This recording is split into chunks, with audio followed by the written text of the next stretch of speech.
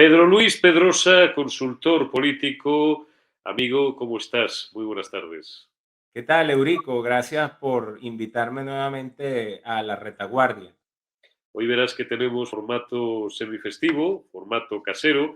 Tenemos ahí detrás un árbol de Navidad para, para que, en fin, el rojerío mugroso nos tenga perfectamente bien situados. Y tengo detrás de mí, he elegido hoy dos libros de, bueno, pues para mí una diosa con minúsculas si quieren, pero diosa, yo que soy un cinéfilo empedernido como era la gran Audrey Hepburn. Así que, bueno, además yo aprovecho, Pedro, estas fiestas que tenemos un poco más de tiempo para volver, como no me interesa en absoluto el cine que padecemos en la actualidad, ni el americano ni del europeo muy poco, me refugio en los clásicos, me refugio en Frank Capra, me refugio en Mankiewicz, me refugio en Hitchcock y me refugio en mis grandes mitos femeninos también en este caso, pues no siendo el menor de ellos, aparte de Sofía Loren o de Ava Gardner, pues Audrey Hepburn. Así que desde esta cueva te saludo. ¿Cómo estás pasando estas prefiestas ya, Pedro?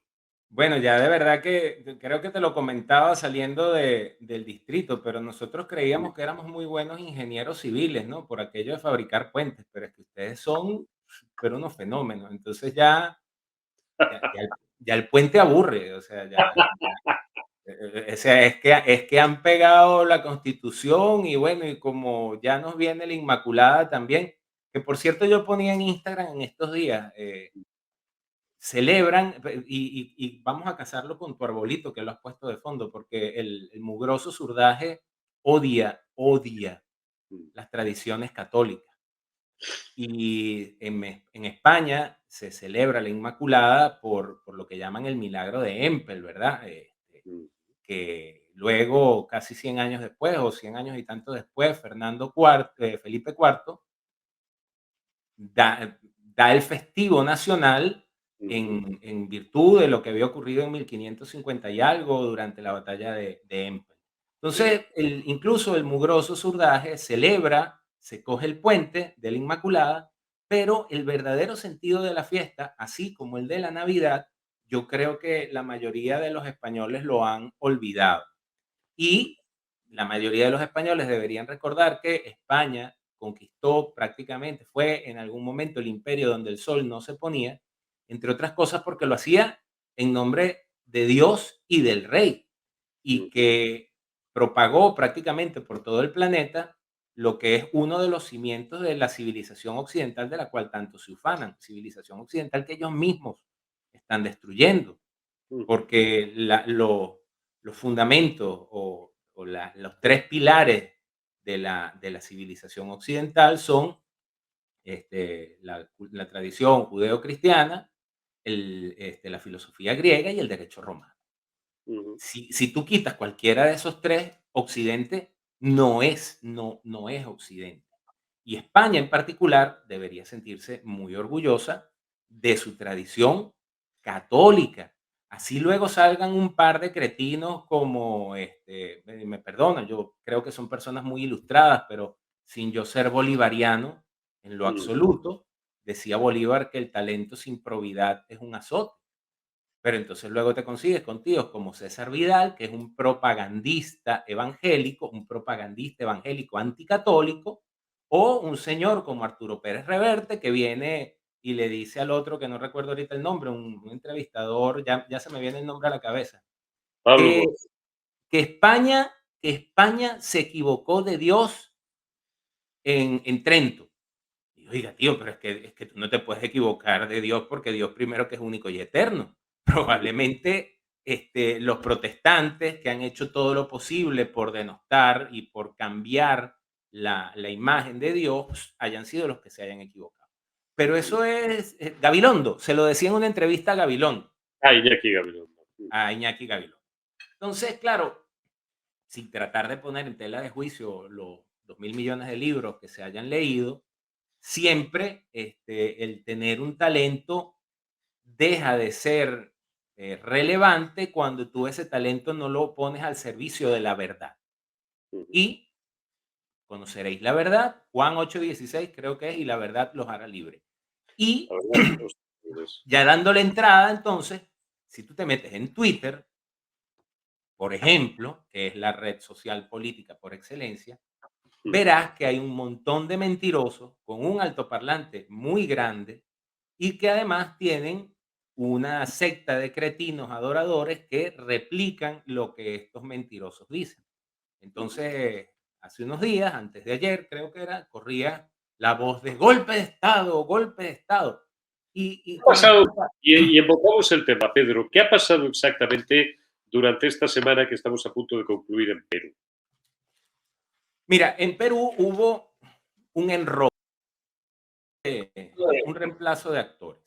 El señor Pedro Castillo era simplemente la máscara necesaria de un proyecto de transformación del Estado peruano, bajo algo que mola mucho en Hispanoamérica. O sea, Hispanoamérica sí, ya viene entrando en los discursos de la posmodernidad, del feminismo, del LGBT, de las minorías étnicas oprimidas, etcétera, etcétera, pero todavía en Hispanoamérica cala mucho el discurso de antigua o de izquierda primitiva de la lucha de clases. Pedro Castillo encarnaba eso. Pero el verdadero proyecto en el Perú, como en Venezuela, como en toda Hispanoamérica, es avanzar en lo que se conoce como la Agenda 2030. Agenda que tiene 17 objetivos y 169 tareas que seguramente que cualquiera de esos que andan con el roscón de colorines aquí en la solapa, ni te saben decir los 17 objetivos, ni mucho menos sabrán cuáles son las 169 tareas.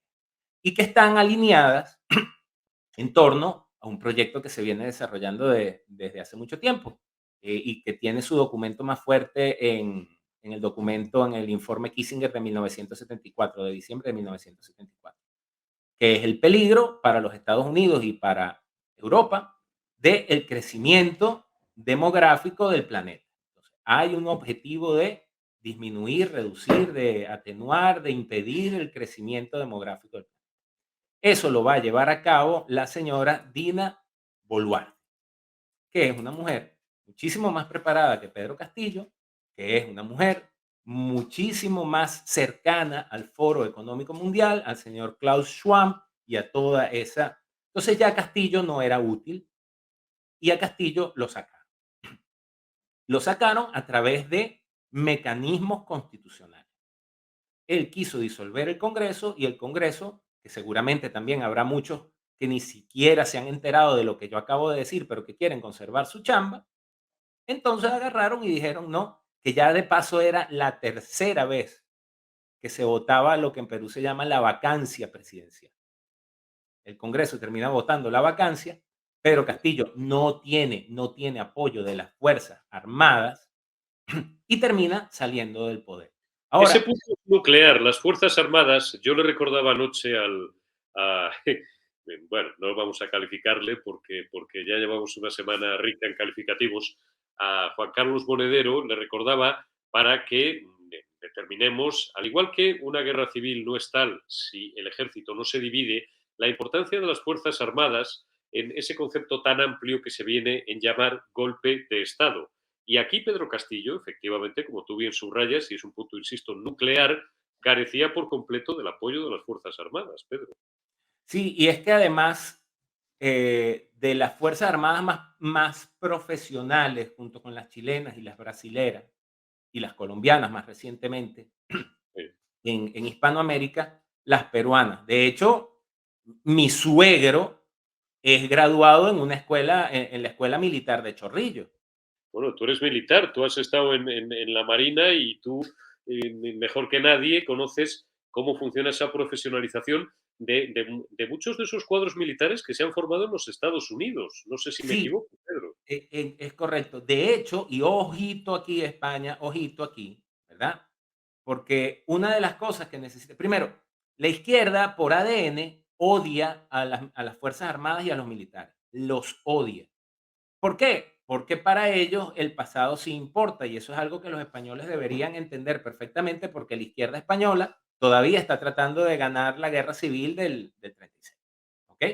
Para ellos el pasado sí importa. Entonces la izquierda odia en Hispanoamérica a las Fuerzas Armadas porque fueron las Fuerzas Armadas las que le patearon el trasero a toda la izquierda en toda Hispanoamérica durante la segunda mitad del siglo XX. Porque la izquierda lo único que ha pasado es que ha dejado de intentar hacerse con el poder por la vía del terrorismo y de las armas, y ha entendido que la democracia era vulnerable.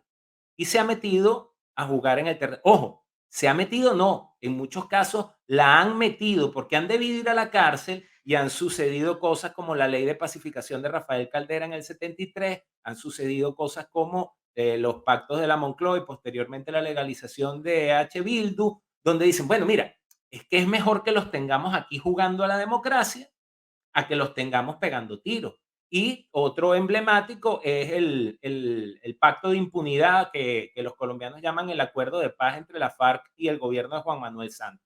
Es agarrar prácticamente vaciar, o sea, borrar la mente de todos los delitos que ha cometido esta gente y ponerlos a jugar en el plano político. Y ellos sí saben aprovechar las oportunidades.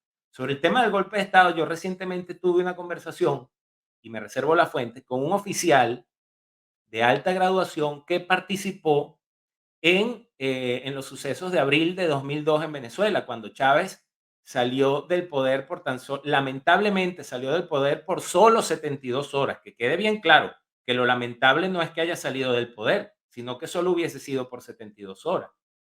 Y este oficial me decía, si yo volviese a tener la misma oportunidad, hubiese dado un golpe de Estado clásico. Un golpe de Estado clásico. ¿Qué fue lo que pasó en Venezuela y por qué no se dio un golpe de Estado clásico? Porque eso estaba direccionado por la CIA. Y entonces la CIA, y esto no es, esto de paso no estoy diciendo nada nuevo, porque de 2002 hasta la fecha hay reiterados eventos sucesivos. ¿Cuál es o qué es lo que quiere implementar la CIA en todas partes donde Estados Unidos tenga intereses? Es el golpe de movilizaciones sociales, como ocurrió después con lo que denominaron la Primavera Árabe, como ocurrió con lo que denominan el Euromaidán. Todo eso fue ensayado en Venezuela. Y en Venezuela fracasó por dos cosas. Uno, porque no se dio el golpe de Estado clásico.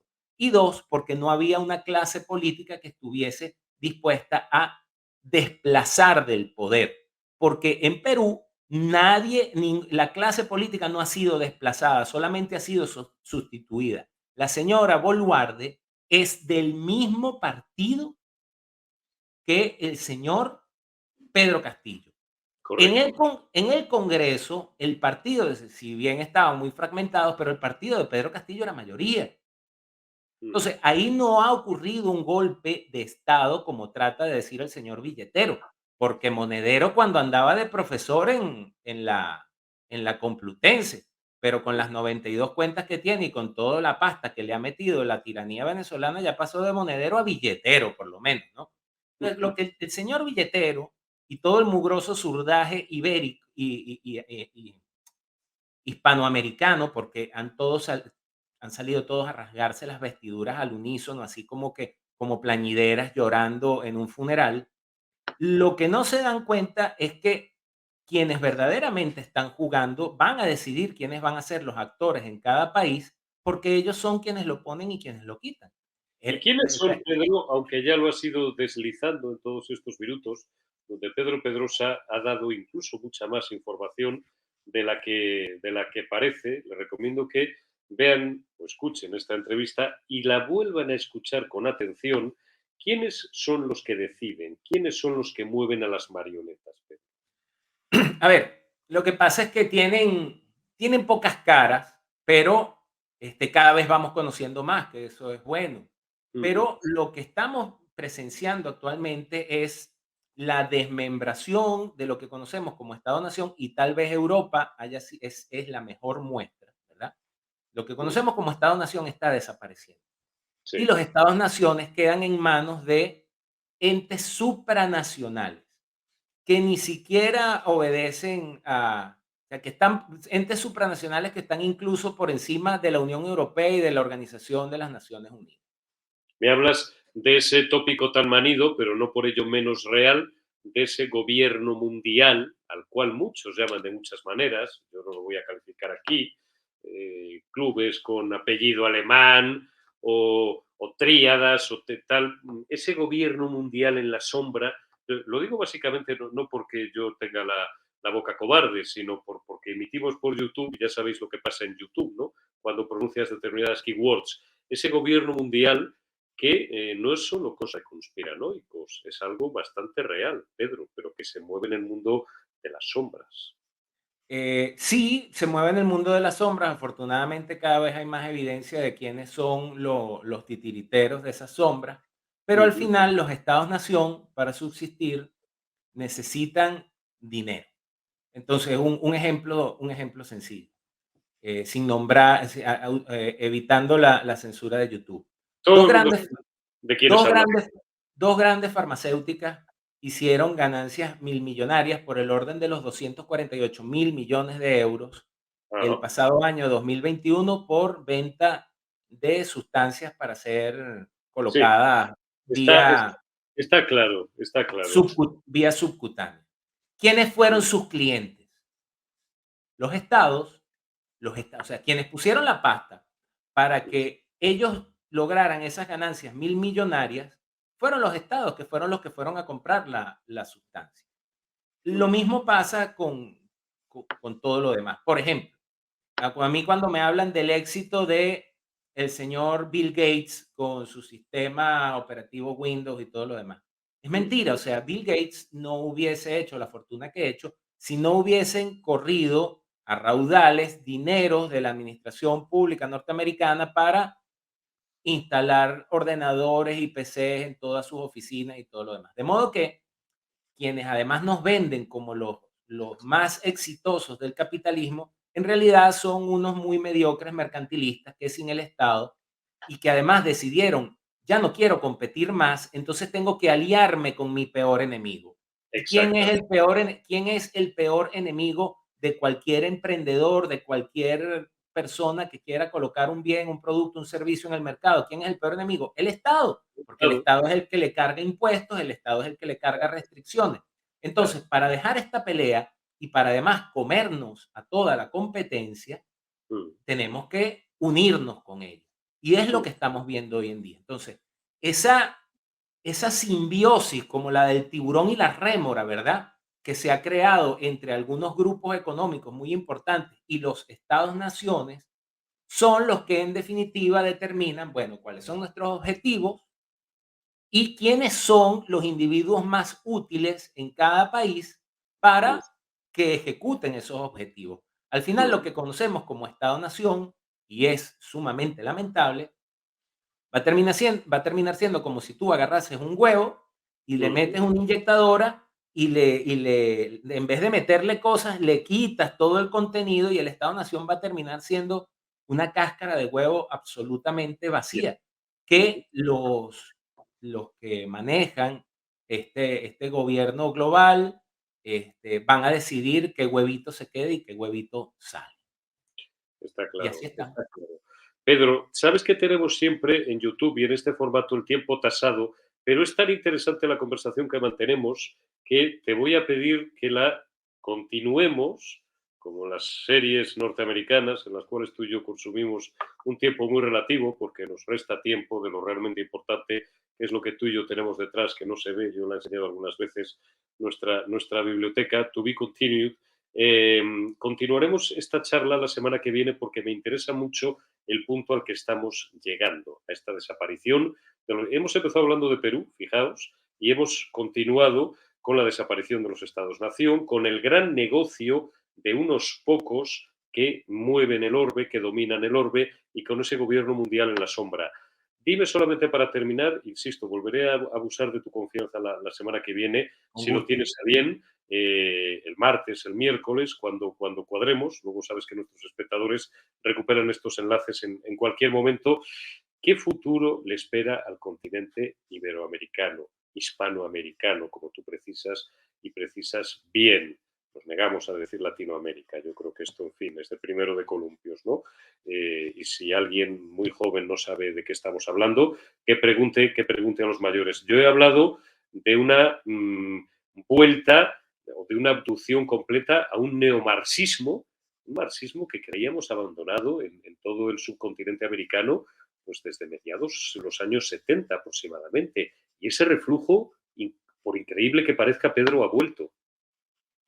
Pues, a ver, si buscan aquí mismo en YouTube, no tienen que ir muy lejos, y buscan Pedro Pedrosa NTN 24, creo que fue en el año 2016, cuando yo estaba presentando mi libro en Bogotá, así se Ajá, exportó la revolución, que, yo señalaba que no era un juego de Risk. Entonces me decían: "Bueno, es que acaba de ganar Macri en Argentina, entonces la sí, izquierda está perdiendo", que no está perdiendo, ellos perdiendo ganan, porque ellos en una pérdida se repliegan, se reagrupan y contraatacan, cosa que no hace la muy pusilánime derecha, ¿no? Que la mm, derecha va sobre pretexto de que, ay, que nosotros somos mejores, que no somos como ellos y todo lo demás, ya, ya, pues entonces ellos creen exclusivamente aquello de que dato mata relato.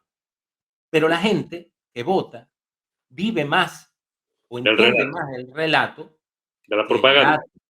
Y es algo que no ha aprendido la derecha, a transmitir los datos de una forma que sean comprensibles.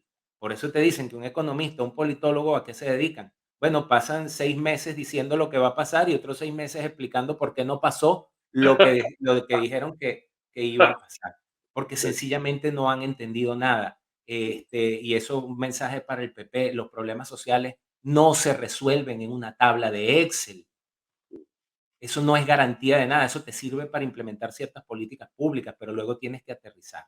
mm, Entonces, ¿qué está pasando en Hispanoamérica? Que, bueno, lo que hemos contado, que primero, nunca hubo derecha. Segundo, siempre vivimos del mito de que Papá Estado lo reparte y hemos creado personajes que pretenden, a través de mucho marketing, ¿verdad? Que pretenden emular al pueblo. Y termino como empezamos con el Perú. ¿Qué es Pedro Castillo? Es un pobre profesor de escuela, nacido de las entrañas de la Amazonía peruana y que llega al poder porque el pueblo lo alza en hombros. Oigan, vamos a empezar. ¿De verdad ustedes creen que un individuo que nunca en su vida ha tenido nada va a llegar al poder para no agarrar nada? ¿Ustedes creen que una persona es honesta por ser pobre? ¿Ustedes de verdad creen que hay alguna virtud en la pobreza? Si la hay, la virtud de la pobreza es agarrar y determinarse a salir de ella por el propio esfuerzo. Pero Pedro Castillo no es la representación de eso. Pedro Castillo es el producto del ideario que han sembrado en Hispanoamérica. Y por eso personajes como el marihuanero con síndrome obsesivo compulsivo de Gabriel Boric, o la chorra, como le dicen los argentinos, de Cristina Fernández, o el resentido que le escribe cartas al rey de España para que pidan perdón por haber convertido el estiercolero que era aquel imperio azteca que asesinaba a las tribus El rivales. mexicano este, que es un tipo peligrosísimo, mucho más de lo que nos pueda parecer aquí. Sí, sí, es muy peligroso. De hecho, él tenía una consigna durante su campaña y yo lo dije en México en el 2018. Él Mm, decía, él tiene un rancho en la población que no recuerdo el nombre a la cual él pertenece, que se llama La Chingada. El rancho se llama La Chingada, la finca, ¿no? La finca se llama La Chingada. Entonces él decía que si él perdía las elecciones se iba a ir a la chingada y le decía yo a los mexicanos, pero si él gana, a quien van a mandar a la chingada es a todos ustedes. Y por eso está, Querido nos Galicia, llegan, no es una traducción exacta, diríamos al carajo. sí, sí, bueno, y si no, y si me apura un poquito más, ¿no? Pero Ay, bueno, más, y sí. por eso está Ortega en Nicaragua y por eso Chávez creó un sistema que fue hereditario porque las elecciones fueron únicamente Mm, un trámite para que de Chávez pasaran a Maduro y por eso llega Petro en Colombia y por eso quienes mueven los hilos del poder han decidido que el convicto y confeso Luis Ignacio Lula da Silva vuelva al poder en Brasil. Y por eso Alberto Fernández, que es un cretino de solemnidad, es un muñeco, ¿no? De la viuda del Dioni de la Pampa. de la viuda, sigue siendo el presidente de la Argentina. Y por eso la señora Yanine Áñez, después de un golpe de Estado en Bolivia, agarra y entrega el poder a quienes después la metieron presa. Es alucinante, es alucinante. En todo este cuento, quienes se salvan hasta ahorita son Ecuador, que está próximo a caer. Oigan bien, fecha de hoy, Ecuador está próximo a caer. Paraguay y Uruguay. Y Uruguay, Todo. bueno, me interesa a mí personalmente mucho Uruguay, que creo que es un país fascinante y poco conocido en España, demasiado poco conocido. Demasiado poco conocido y entre lo que fue el señor Tabaré Vázquez y luego Pepe Mujica, que es que es como el San Nicolás del Y es como el surderío. abuelito de todo este zurderío mugroso, Exacto. que evocan sus frases y tal. Pepe Yo creo Mujica, que Simonedero, que debe ser ateo o por lo menos, no sé, no lo sé. Yo claro, conocí a su padre, que es un santo varón, que sí, Dios le dé tiene- larga vida al señor Salvador. sí, Pero es un patriota, tiene un bar ahí en la calle, pues entre Rosales y la calle Ferraz, no sé, Bargala, Buen Suceso, Romero Robledo, una de estas calles.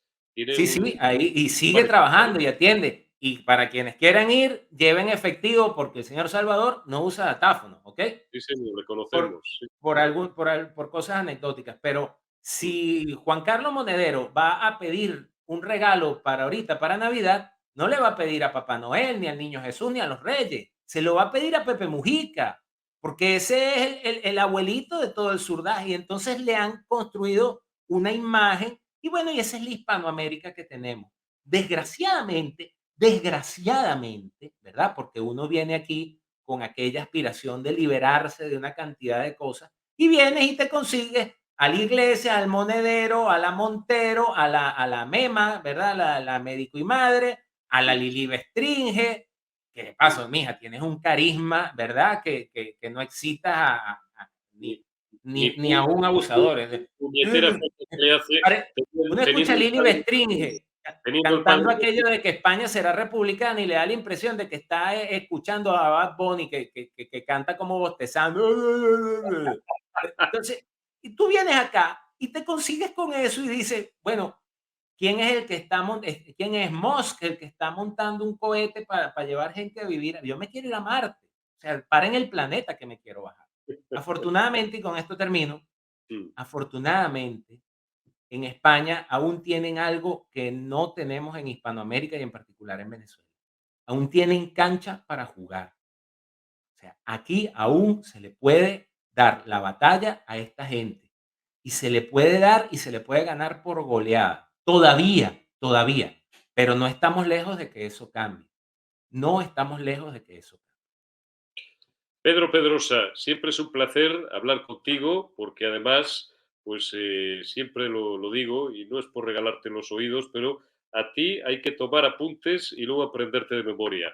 Cuídate mucho, amigo, y quedamos emplazados para la siguiente conversación la semana que viene, aquí en La Retaguardia, en Periodista Digital. Te envío un abrazo, Pedro.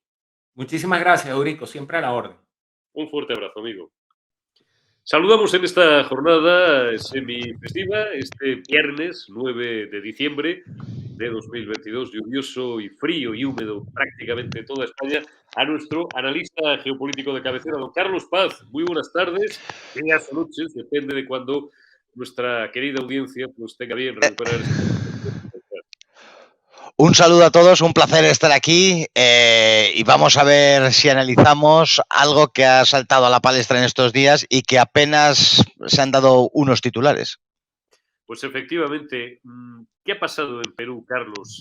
Pedro Castillo, creo que tal es el nombre de ese felón marxista de ultraizquierda, el aliado de Podemos en aquel país, un tipo, por cierto, asesorado por Juan Carlos Monedero, mal asesorado por lo que se ve. Monedero anoche le puso tibio en Twitter, luego hablaremos de eso, pero vamos primero a los hechos. Hace 48 horas, pues se sometía, por hacerlo muy corto y lo menos técnico posible para nuestros espectadores, a lo que allí llaman una votación de vacancia, ¿no? Era la tercera y necesitaba 87 votos, 87 diputados para seguir manteniéndose como presidente, un tipo extraordinariamente cuestionado desde el minuto cero, desde que llegó, y obtuvo solamente 84 votos de la oposición.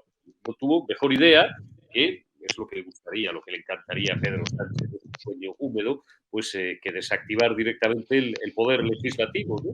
disolver las cámaras, leer allí una suerte de bando golpista, porque eso se llama golpe de Estado, suprimiendo todas las garantías constitucionales, anunciando que gobernaría por decreto a partir de ese momento, hasta que, decía él, se dieran unas condiciones más o menos, las que él estima, claro. Los comunistas, ya sabe todo el mundo que solo aceptan esto llamado democracia y las urnas cuando les son favorables, cuando no dan un golpe de Estado y se acabó la presente historia. Afortunadamente, en este caso, para Perú y para los peruanos, pues no pudo pasar de ahí porque a la hora prácticamente pues estaba ya con la circulación cortada, los peruanos salieron a las calles, quiso refugiarse a la Embajada de México, pero no le dio tiempo y fue detenido. Sí. Pues efectivamente, todo lo que has relatado sucedió así y todo en un contexto de una corrupción institucionalizada como mal endémico de muchísimos de los países de Hispanoamérica. Llevaba 1 año y medio en el poder, cuestionado desde el principio, como bien decías, y ha incumplido sistemáticamente muchísimas de las promesas que hizo al llegar al cargo y hay que saber que Perú tiene una situación de inestabilidad también congénita. Llevan 6 presidentes en 6 años. En estas circunstancias aparece la figura de Pedro Carrillo, ese que forma parte de ese vaivén en el que Hispanoamérica se ha visto envuelto de gobiernos de una neomarxistas que ya vienen de lejos, como en Ecuador, como ahora en Colombia, como la victoria en Brasil. Se está tiñendo de rojo todo el mapa de Hispanoamérica y ahora se va a enfrentar, ahora está detenido en el penal de Barbadillo, en donde también está otro expresidente, Fujimori. Creo que van a dedicar ese penal a ir metiendo a presidentes de la República del Perú. Si me piden muchas veces he estado hablando estos días con gente de Hispanoamérica, he tenido discusiones acerca ya no solamente de Perú, sino de la situación de Iberoamérica en general, y mi conclusión es que más allá de los gobiernos puntuales que hay, veo muy mala solución. Desde que España se fue de allí, la situación de Hispanoamérica no la veo con una gran resolución, no veo que haya una situación fácil de tal o cual gobierno, puesto que son los propios habitantes de allí los que han creado unas situaciones de las que son muy difíciles de salir. Si además de esto le añadimos que gobiernos neomarxistas en los que muchas veces se ve inspirado políticos de esta parte del Atlántico, ciertamente, tú has hablado de Monedero, y no solo, también Pedro Sánchez le encantaría poder estar en una situación similar en la que le pudiera dar a golpe de decreto, legislar, cerrar las cámaras, y no estamos tan lejos de eso. Hace poco, en el programa que tengo en Decisión Radio de Política Internacional, un profesor experto en la materia nos habló que no estábamos muy lejos de vivir algo parecido a lo que están viviendo algunos países hispanoamericanos con esos procesos políticos en donde el decretazo, el gobierno bananero que pudiésemos imaginar de Cuba, de Colombia ahora, de Ecuador, de Brasil, pudiera llegar aquí. A veces nos reíamos y siempre dice España que nosotros no vamos a llegar a la situación en la que está Venezuela, por ejemplo, pero hay circunstancias que nos dan a pensar que tan lejos no estamos. Mi buen amigo Pedro Luis Pedrosa, al que escucharemos dentro de unos minutos, pues lo dice siempre así. Él es hijo de gallegos, por tanto, y es tan español en ese aspecto, tan gallego como venezolano. Recuerda cómo hasta el año 92, lo hemos escuchado hasta la saciedad, Venezuela era no un país próspero y rico, el país probablemente más próspero y más rico de Iberoamérica, ¿no? Más incluso que Argentina, contrariamente al tópico comúnmente extendido, ¿no? Pues allí pues había gobiernos, había un turnismo, pues ahora Herrera Campins, ahora Carlos Andrés Pérez, ahora... Pero no digo yo que ese sea el sistema ideal, ni mucho menos. Aquí hemos criticado hasta la saciedad los 40 y tantos años de bipartidismo, del sistema del modelo transicionista, remedando aquel sagastacanovismo de la restauración, pero, insisto, Venezuela era un país con recursos naturales y, bueno, pues con una población y unos cuadros políticos absolutamente preparados hasta que llegó aquel criminal llamado Chávez, dio un golpe de Estado. Chávez, por cierto, al que Felipe González criticaba mucho en aquella época. Hablaba de por los votos o por las botas. Después su criado, su limpiabotas Maduro, por no ser ni siquiera, porque Chávez al fin y al cabo era un militar comunista, marxista y criminal, pero un militar. Maduro no era ni eso, era un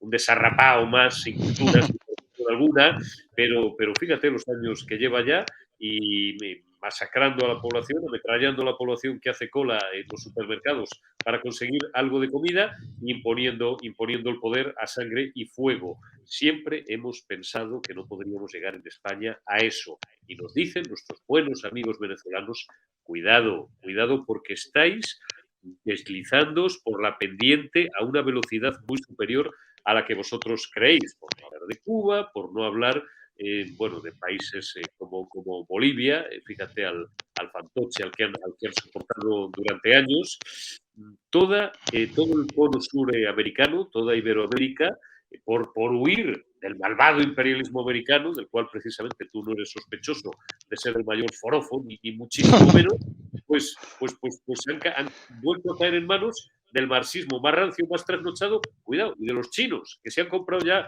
medio subcontinente y van camino de adquirirlo por completo, Carlos.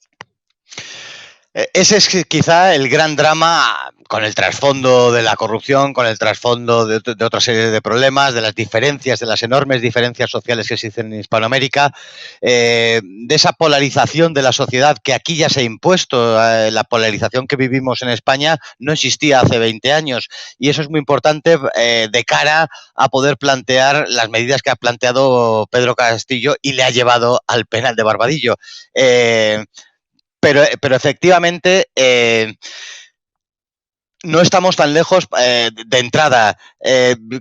Muchas veces me dicen, ¿qué va a pasar ahora? Pues no va a pasar absolutamente nada, como no ha pasado nada desde hace 200 años. Van dando esos vaivenes, muy bien indicado por tu parte, por ese odio al imperialismo norteamericano, pero la solución tampoco es caer en los principios ya no trasnochados, sino ya defenestrados del marxismo, que hemos visto que no ha funcionado, se vino abajo, no hizo falta montarle una guerra mundial ni invadirle, sino que no valía, era falso y se vino abajo. Ahora lo que va a pasar, la vicepresidenta del mismo partido que el presidente se estalla en el poder, Dina Boluarte, con lo cual no va a pasar nada, va a seguir la cosa hasta que dentro de unos años, si han tenido 6 presidentes en 6 años, volverán a tener otros 6 en los próximos 6 años, irán arrastrándose entre esa dicotomía que solo le puede llevar a un callejón sin salida, como les está llevando, entre un proamericanismo que levanta la economía en muchas ocasiones para pasar a golpes, a renglón seguido, a un neomarxismo que depaupera las condiciones de los habitantes del país. Todo esto no ha triunfado, el golpe ha sido un autogolpe, tendremos que hablar de un autogolpe de Pedro Castillo, y que no ha triunfado porque no ha contado con el apoyo de los militares, del ejército. De no haber sido así, se hubiera implantado pues esos regímenes comunistas que tantos le gustan y algunos políticos de este país incluidos. Sí, señor, eso es lo que le encantaría, como decíamos antes, el sueño húmedo. Ya ves con lo que nos hemos desayunado hoy,